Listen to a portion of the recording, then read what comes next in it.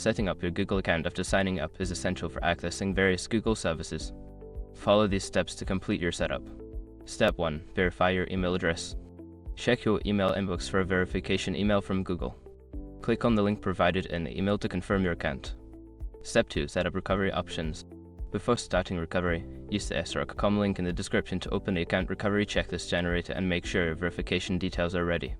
Step 3. Customize your profile. Go to the personal info section of your account settings.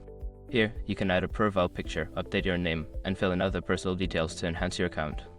Step 4. Configure privacy settings. Visit the Data and Personalization tab in your account settings. Review and adjust your privacy settings to control what information Google collects and how it is used. Step 5. Explore Google services. Once your account is set up, explore the various Google services available such as Google Drive, Google Photos, and Gmail. Familiarize yourself with the features to make the most out of your account. By following these steps, you can ensure that your Google account is fully set up and ready for use. Enjoy exploring all the features and services that Google has to offer.